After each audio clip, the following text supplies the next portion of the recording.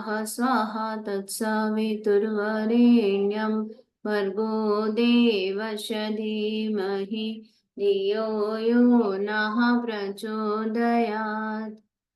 ओम गुरुर्ब्रह्मा गुरुर्विष्णु गुरुरेव महेश्वरा गुरुरेव परब्रह्मा तस्मै श्री गुरुवे नमः। अखंडमंडलाकारं व्याप्तं येन चराचरं तत्पदं दर्शितं येन तस्मै श्री गुरुवे नमः। मातृवत् लाले च पितृवत् मार्गदर्शिका नमोस्तुते गुरुसत्ताये श्रद्धा प्रज्ञायुतासये। ओम श्री गुरुवे नमः। आवाहयामि स्थापयामि ध्यायामि ततो नमस्कारं करोमि। प्रणाम सभी को। एक मिनट में स्टार्ट करते हैं।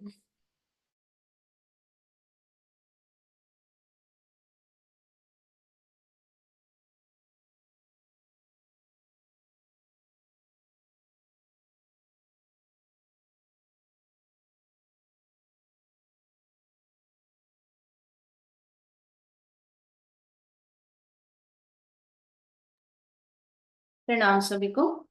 परिचय 114 चल रहा है। आज का टॉपिक है अवतार का स्वरूप। नरेंद्र कहते हैं प्रूफ प्रमाण के बिना कैसे विश्वास करो कि ईश्वर आदमी होकर आते हैं। गिरीश कहते हैं विश्वास ही सफिशिएंट प्रूफ यथेष्ट प्रमाण है। ये वस्तु यहाँ है, इसका क्या प्रमाण है? विश्वास ही इसका प्रमाण है। अब एक भक्त कहते हैं एक्सटर्नल वर्ल्ड बहिर्जगत बाहर है, इस बात को क्या कोई फिलोसोफर दार्शनिक प्रूफ कर सकता है, प्रमाणित कर सकता है क्या? केवल कहा है इररेसिस्टिबल बिलीफ, अनिवार्य विश्वास। तो फिर गिरीश कहते हैं नरेंद्र से ईश्वर सामने आने पर भी तुम विश्वास नहीं करोगे। यदि ईश्वर कहेंगे मैं ईश्वर हूँ, मनुष्य के शरीर में आया हुआ हूँ, तुम शायद कहोगे कि वे झूठ बोल रहे हैं, धोखा दे रहे हैं। अब यह बात चली कि देवता अमर है। नरेंद्र कहते इसका क्या प्रमाण है? गिरीश कहते पर तुम्हारे सामने आने पर भी तो विश्वास नहीं करोगे ना। नरेंद्र कहते अमर अतीत काल में थे, इसका प्रमाण भी तो चाहिए। मणि पलटू से कुछ कह रहे हैं। पलटू नरेंद्र से हंसते हुए कहते अमर के लिए अनादि की क्या जरूरत है, होना है तो अनंत होना चाहिए। अब ठाकुर ये सब सुन रहे हैं और हंस रहे हैं और बोल रहे हैं नरेंद्र नरेंद्र वकील का लड़का है, पलटू डिप्टी का लड़का है। सारे हंसने लगते हैं। यह सब कुछ देर चुप रहे। फिर योगेंद्र जो है वो बोलते हैं गिरीश और बाकी लोगों से नरेंद्र की बातों में ये ठाकुर अब नहीं आते। मतलब ठाकुर के लिए कह रहे हैं कि नरेंद्र की बातों में ये नहीं आते। तब ठाकुर हंसते हुए कहते हैं मैंने एक दिन कहा था चालाक आकाश के पानी के सिवा और पानी नहीं पीता। चातक आकाश के पानी के सिवा और पानी नहीं पीता। नरेंद्र ने कहा चातक यह पानी भी पीता है। तब मैंने माँ से कहा माँ ये सब बातें क्यों झूठ हो गई? मुझे बड़ी चिंता थी। एक दिन नरेंद्र आया, कमरे के भीतर कुछ चिड़िया उड़ रही थी। देखकर उसने कहा यही है यही है। मैंने पूछा क्या? उसने कहा यही चातक है।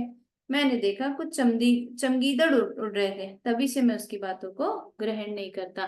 तो होता ये था कि नरेंद्र मतलब जो स्वामी जी थे वो ठाकुर से लड़ाई करने लग जाते थे और उनसे बोलते थे कि आप जो बोल रहे हो वो गलत है। जैसे चातक वाली बात है तो चातक वाली बात पे वो हमेशा बोलते थे कि चातक तो पानी पी लेता है।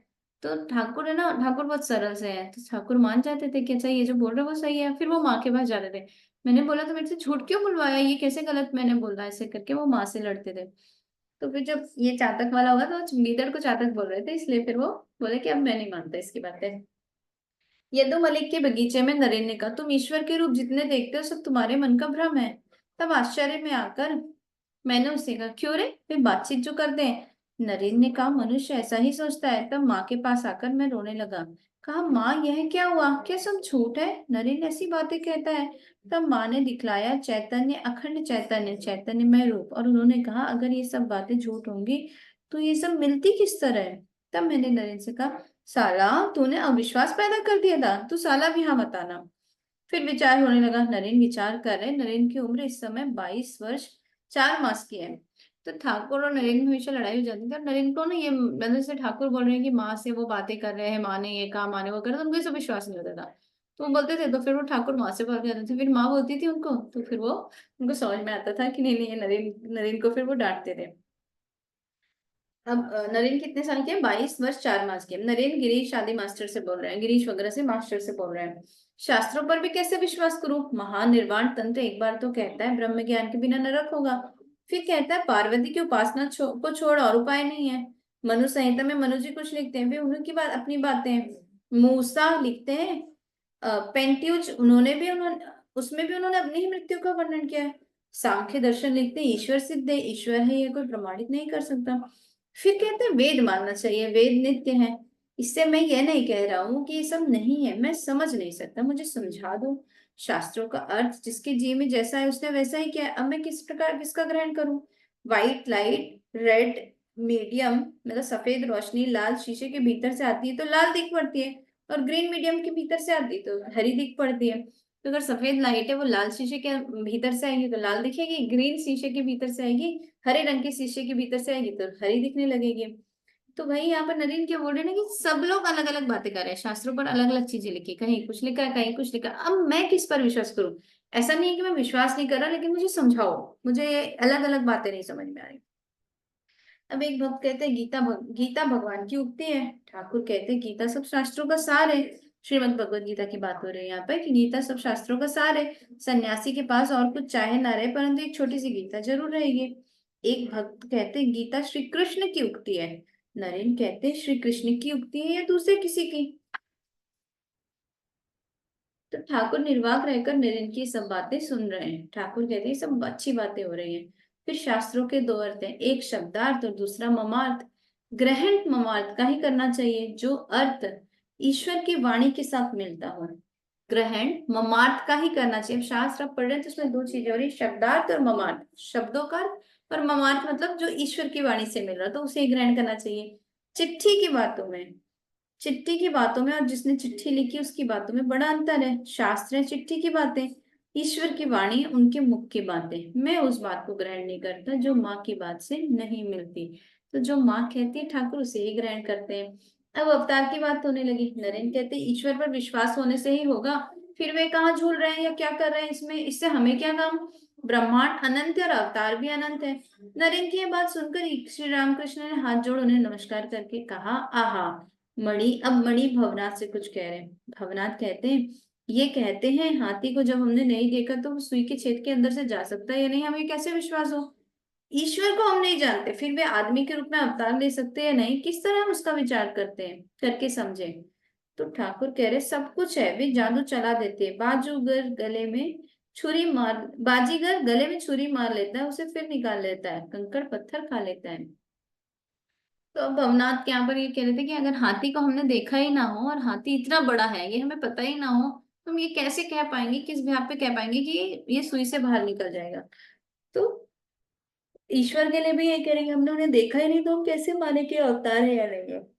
तो ठाकुर ने कहा सब कुछ है, बस अब मानने पर है, जादूगर सब कुछ कर लेता है।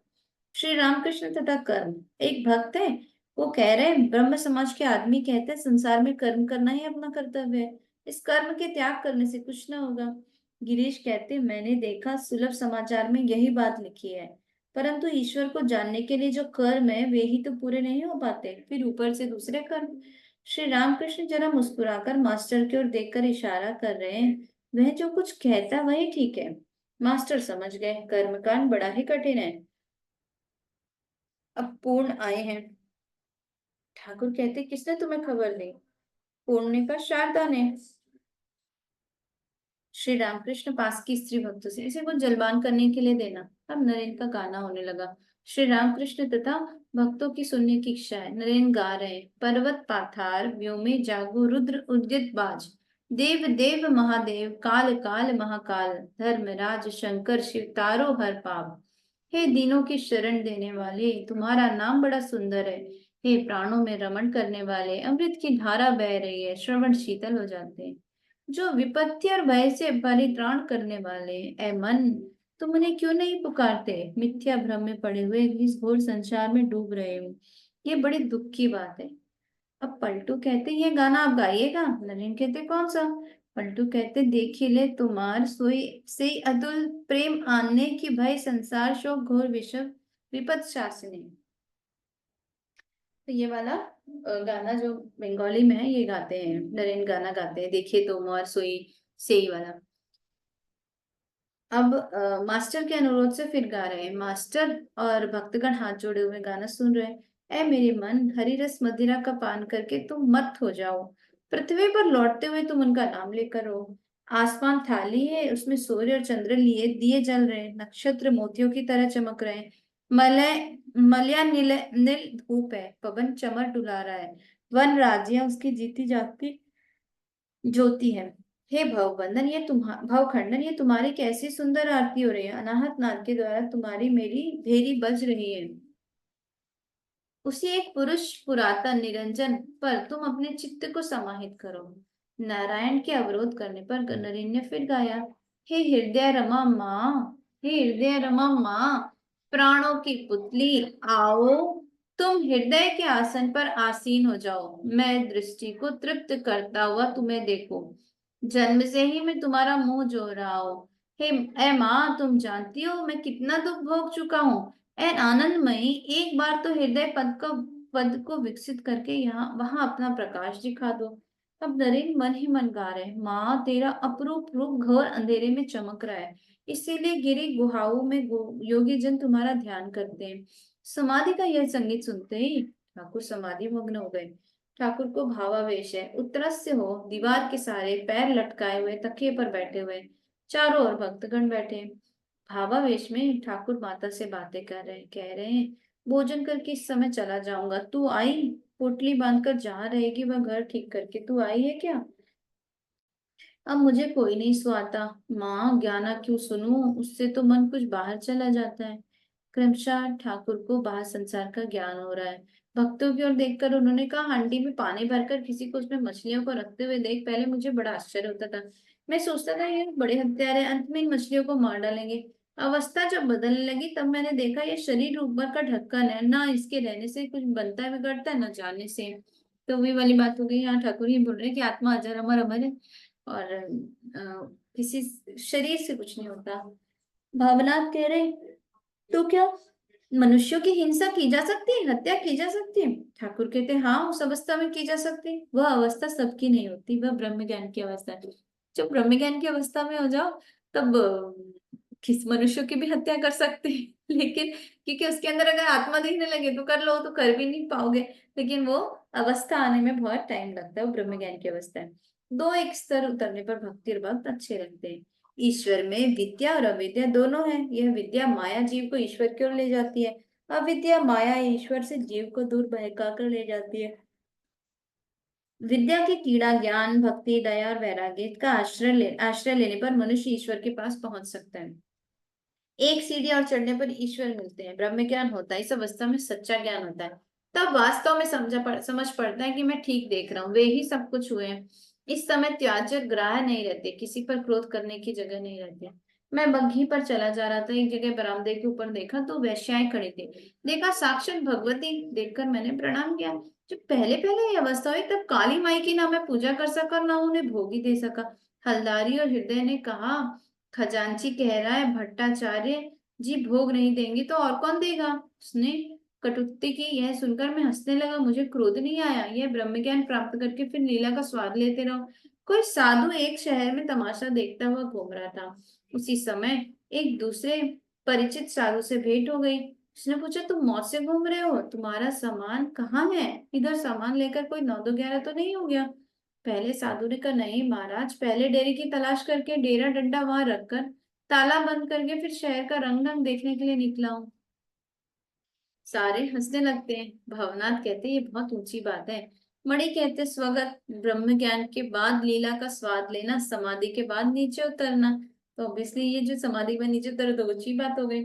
अब ठाकुर मास्टर से कह रहे हैं, अजीब, ब्रह्म ज्ञान कैसे सहज ही हो जाता है। मन का नाश बिना हुए नहीं होता। ब्रह्म ज्ञान मन का नाश हुए बिना हुए नहीं होता। गुरु ने से कहा था, तुम मुझे मन दो, मैं तुम्हें ज्ञान देता हूँ। नागा कहता था, अरे मन इधर उधर न लगाना चाहिए। इस अवस्था में केवल ईश्वर की बातें सुहाती और भक्तों का संग। अब राम से कहते, तुम तो डॉक्टर हो, जब खून के साथ मिलकर एक हो जाती है तभी दवा फायदा करती है ना। उसी तरह इस अवस्था में भीतर और बाहर ईश्वर ही ईश्वर है। वह देखेगा वही दे, जो देखेगा वही दे, मन, प्राण और आत्मा है। मन का नाश होने से ही ब्रह्म ज्ञान की अवस्था होती है। मन का नाश होने से ही अहम का नाश होता है। उस अहम को जो मैं कर रहा है, यह अवस्था भक्ति के मार्ग से भी होती है और ज्ञान मार्ग या विचार मार्ग से भी। नीति नीति अर्थात यह सब माया है, स्वप्नवत है, इस तरह का विचार ज्ञानी करते हैं। यह संसार नीति नीति माया है। संसार जब ना रहा तब बाकी रह गए कुछ जीव, मैं रूपी घट के भीतर। तो संसार नहीं रहा लेकिन कुछ जीव कैसे रह गए, मैं रूपी घट के भीतर। मैं सोचो कि पानी से भरे हुए 10 घड़े, उनमें सूर्य का बिंब पड़ रहा है, कितने सूर्य दिखलाई देते हैं। भक्त कहते हैं 10 प्रतिबिंब और एक यथार्थ सूर्य तो है ही। ठाकुर कहते हैं सोचो तुमने एक घड़ा फोड़ डाला, अब कितने सूर्य दिख पड़ते हैं। कहते हैं 9 और एक सत्य सूर्य तो है ही। रामकृष्ण कहते हैं 8 और घड़े फोड़ डाले गए, अब कितने सूर्य। भक्त कहते हैं एक प्रतिबिंब सूर्य और एक सत्य सूर्य। ठाकुर गिरीश जी कहते हैं उस रहे जाए घट को भी फोड़ डालो, अब क्या रह गया। गिरीश कहते हैं जी वही सत्य सूर्य। ठाकुर कहता है नहीं, क्या रहता है वह कोई मुख से नहीं बता सकता, जो है वही है। प्रतिबिंबों के बिना रहे सत्य सूर्य, यह बात मनुष्य कैसे जान सकता है। समाधि के होने पर अहम तत्व का नाश हो जाता है। समाधि पुरुष उतर कर कह नहीं सकता कि उसने क्या देखा। तो जिसे समाधि हो गई वो वापस आके बताएगा नहीं। बूंद सागर में अगर मिल गई तो वो ये नहीं बता, फिर उसका अस्तित्व ही नहीं बचा, तो वो बता नहीं सकता कि मेरा यहाँ पर अस्तित्व है कोई। ईश्वर दर्शन तथा व्याकुलता। संध्या हुए बड़ी देर हो गई, बलराम के बैठक खाने में दिए जल रहे हैं। ठाकुर अब भी भाव भंग रहे, भावावेश में कह रहे हैं यहाँ और कोई नहीं, इसलिए तुम लोगों से कह रहा हूँ। आंतरिकता के साथ जो मनुष्य ईश्वर को जानना चाहेगा उसका उद्देश्य अवश्य सफल होगा। जो व्याकुल है, ईश्वर के सिवा और कुछ नहीं चाहता, वह उन्हें अवश्य ही पाएगा। यहाँ के जितने आदमी थे जिन्हें जिन्हें आना था वे सब आ चुके, इसके बाद वो जो आएंगे वे आदमी के, वे बाहर के आदमी हैं। ऐसे लोग कभी कभी आया जा करेंगे, आया आ जाया करेंगे। माँ उन्हें बता दिया करेंगे कि तुम यह करो वह करो, इस तरह ईश्वर को पुकारो आदि। ईश्वर की ओर मन क्यों नहीं जाता। ईश्वर से उनमें महामाया में बल अधिक है, जैसे उसकी चपरासी में शक्ति अधिक है। सारे हंसने लगते हैं। नारद से राम ने कहा नारद तुम्हारी स्थिति से मुझे बड़ी प्रसन्नता हुई, तुम कोई वर लो। नारद ने कहा राम यह करो तुम्हारे पाद पदों में मेरी श्रद्धा भक्ति रहे और तुम्हारी भुवन मोहिनी माया में ना पड़ जाऊं। राम ने कहा तथास्तु, कोई वर और लो। नारद ने कहा राम और कोई वर मुझे नहीं चाहिए, इस भुवन मोहिनी माया में सभी मुग्ध हो रहे हैं। ईश्वर जब देह धारण करते तो वे भी मुग्ध हो जाते हैं। सीता के लिए राम कितना रोए थे। पंचभूत के पिंजरे में पड़कर ब्रह्म को भी रोना पड़ता है। परंतु एक बात है, ईश्वर जब चाहे तभी मुक्त हो सकते हैं। भवनाथ कहते हैं गार्ड अपनी इच्छा से रेलगाड़ी के भीतर अपने को कैद करता है, परंतु वह जब चाहे तब उतर सकता है। ठाकुर कहते हैं ईश्वर कोटि जैसे अवतार आदि जब चाहे तब मुक्त हो सकते हैं, जो जीव कोटि वे नहीं हो सकते। जीव कामनी और कांचन में बंद है, कमरे के द्वार पर और झरोखे स्क्रू से कसे हुए कैसे निकल सकते हैं। भवनाथ हंसते हुए जैसे रेल के तीसरे दर्जे के मुसाफिर दरवाजे में चाबी लगा देने पर फिर नहीं निकल सकते। गिरीश कहते जीव अगर इस तरह बंधा हुआ है तो उसके लिए कोई उपाय है। ठाकुर कहते हाँ, गुरु के रूप से ईश्वर अगर स्वयं ही माया पाशों को छेदन कर दे तो फिर भय की कोई बात नहीं है। प्रणाम सभी को, आज यहीं तक पढ़ते हैं। ओम अस्तु मा सद्गमय तमसो मा ज्योतिर्गमय मृत्युर्मा अमृतं गमय। ओम शांति शांति शांति, सर्वारिष्ट सुशांतिर्भवतु। प्रणाम सभी को।